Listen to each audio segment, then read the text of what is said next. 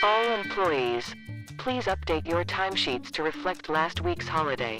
Also, the eastern entrance is closed for the rest of the week due to repairs. And remember, the company barbecue is next week. So if you haven't registered, please do so. Have a great day.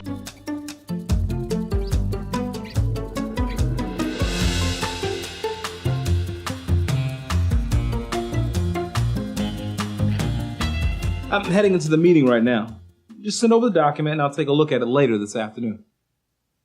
All right. Hey, Mike, before the team gets here, check out the jokes I've been working on for the company barbecue. Been working on them all week. Yo mama's so fat. I took her picture at Christmas and it's still printing. Yo mama is so ugly. She tried to enter an ugly contest and they said, sorry, no professionals.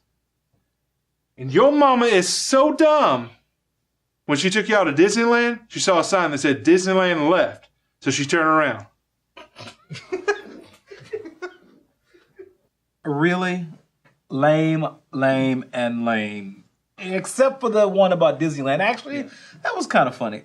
But don't quit your day job, okay? When engaging with coworkers, sometimes the conversations can go from professional to friendly, from friendly to political, from political to personal. That's when things get interesting. Did you see the game last night?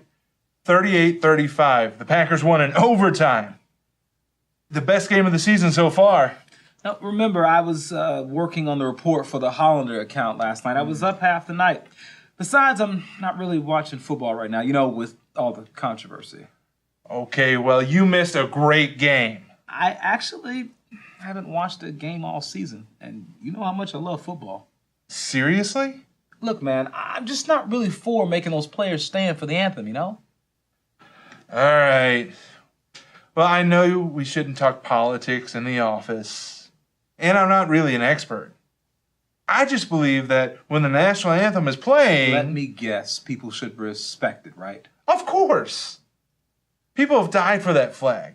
My dad was in the military, so we stand. People also died for the freedom of speech. Isn't that what the Constitution's about? True, but on your own time. When you're an employee, you do what the boss says. Come on, Carl. You and I both know that our rights do not end the moment we walk through the company's doors. But I don't want to see protests when I watch football, just touchdowns. So you mean to tell me that after all these years of knowing you, you think people like me should just shut up? I did say that's when things get interesting, didn't I? Carl and Mike have been coworkers for years. They just never had that conversation. And it's not going so well. However, there's no going back now. I didn't mean... No, it's cool. It's cool. Can we avoid these talks completely? Maybe not. Inevitably, they're going to happen. The question is, what do we do now? Here are a few things that are probably not a good idea to say. Well, if they don't like it, they can leave the country. This is why I don't have conversations with people that look like you.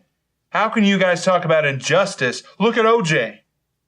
You racist! With friends, family, and coworkers, we might want to think before we speak in these political discussions. A little diplomacy can go a long way.